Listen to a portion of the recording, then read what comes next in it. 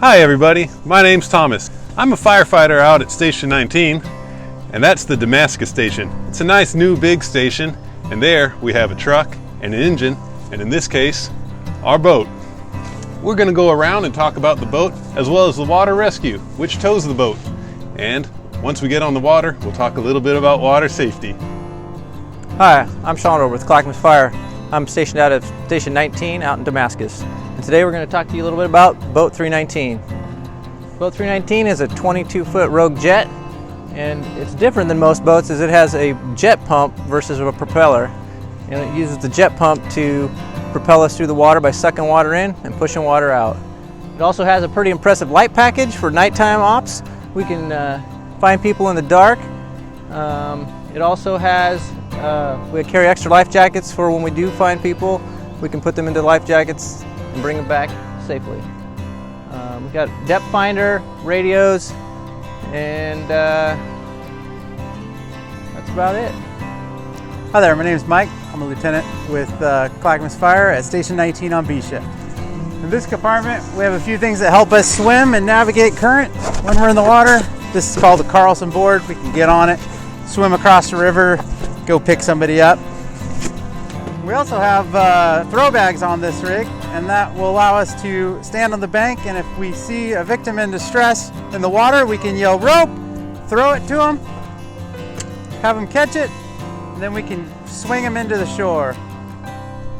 Hi, my name's Dusty Mock. I'm one of the other firefighters here on Boat 319, and I'm here to talk about what's in this compartment.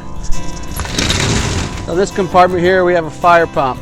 This fire pump, we're able to take it out and attach it to the boat. That way, if there's any brush fires or wildland fires going on near the rivers, we can attack the fire from the boat. We also have what we call here is a Stokes basket, and we use this to help any patients that are out on the water that are unable to walk. We can load them up in here and walk them out. And lastly, in this compartment, is where we carry all of our rope gear. So that way, if we have anybody stuck on a hillside or cliff, we're able to come down and help them and get them out of the situation.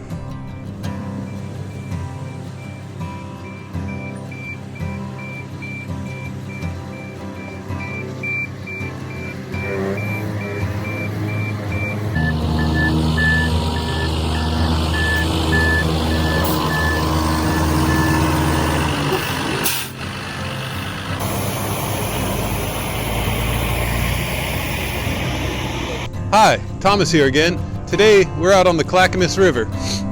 The rivers in Oregon are cold year-round, so I have a few things to help keep me safe. The outfit I'm wearing is called a dry suit. Different than a wetsuit, it keeps everything on the inside dry and keeps me warm in case I need to be in or around the water for a long time. I also have a helmet as well as these shoes that help keep me balanced on slippery rocks. One of the most important things I'm wearing is this life jacket. It helps me keep afloat if I'm in the water, whether by myself or with a potential victim. If you're in the water, it's probably advisable to wear a life jacket as well. And now that I have all my safety gear going, I think I'd like to take a swim.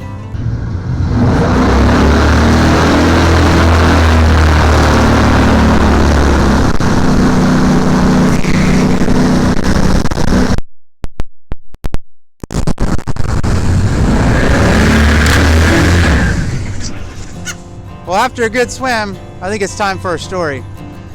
Thomas is our best reader out of all of us, so he's going to read you the story. So let's go pick him up.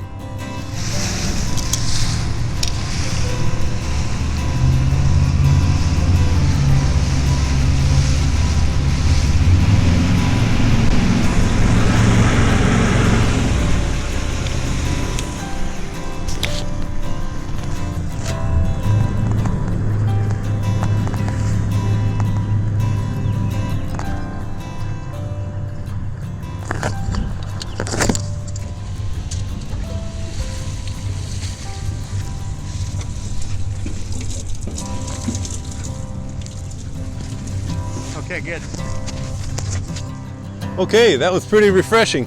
And now that we've had our swim in, maybe we should relax and read a book. Well, get my hand on. We'll dig into my book bag here and see what we got.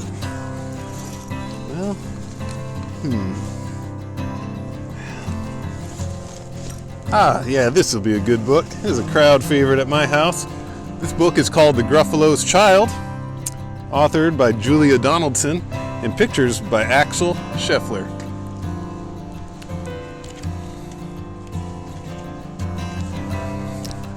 Here we go. The Gruffalo said that no Gruffalo should ever set foot in the deep dark wood. Why not? Why not? Because if you do, the big bad mouse will be after you. I met him once, said the Gruffalo. I met him a long, long time ago. What does he look like? Tell me, Dad. Is he terribly big and terribly bad? I can't quite remember, the Gruffalo said. Then he thought for a minute and scratched his head. The big bad mouse is terribly strong, and his scaly tail is terribly long. His eyes are like pools of terrible fire, and his terrible whiskers are tougher than wire. One snowy night while the Gruffalo snored, the Gruffalo's child was feeling bored. The Gruffalo's child was feeling brave, so she tiptoed out of the Gruffalo cave. The snow fell fast and the wind blew wild. Into the wood went the Gruffalo's child. Aha! Oh ho! A trail in the snow. Who is that? Sorry, I gotta take it from the top. This page again. Aha! Oh ho! A trail in the snow. Whose is this trail and where does it go? A tail poked out of a log pile house. Could this be the tail of the big bad mouse? Out slid the creature. His eyes were small and he didn't have whiskers. No, none at all. You're not the mouse. Not I, said the snake. He's down by the lake eating Gruffalo cake. The snow fell fast and the wind blew wild. I'm not scared, said the Gruffalo's child. Aha! Oh ho! Marks in the snow. Whose are these claw marks? Where do they go? Two eyes gleamed out of a treetop house. Could these be the eyes of the big bad mouse? Down flew the creature. His tail was short, and he didn't have whiskers of any sort. You're not the mouse. To who? Not I. But he's somewhere nearby, eating Gruffalo pie. The snow fell fast and the wind blew wild. I'm not scared, said the Gruffalo's child. Aha! Oh ho! A track in the snow. Whose is this track and where does it go? Whiskers at last, and an underground house. Could this be the home of the big bad mouse?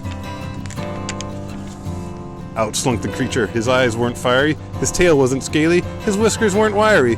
You're not the mouse. Oh no, not me. He's under a tree drinking Gruffalo tea. It's all a trick, said the Gruffalo's child as she sat on a stump where the snow lay piled. I don't believe in the big bad mouse. But here comes a little one out of his house. Not big, not bad, but a mouse at least. You'll taste as good as a midnight feast. Big. The Gruffalo's child unclenched her fist. The big bad mouse, so he does exist. The mouse hopped into the hazel tree. He beckoned and said, just wait and see.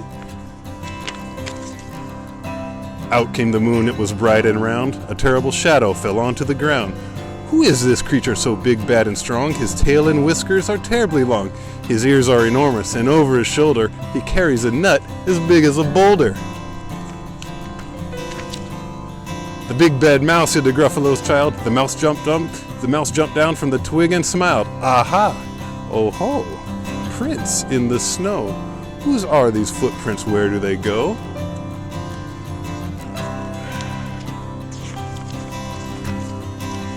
The footprints led to the Gruffalo's cave, where the Gruffalo's child was a bit less brave. The Gruffalo's child was a bit less bored. And the Gruffalo snored and snored and snored. The end. Well, thank you for joining us today. I hope you enjoyed it as much as I did.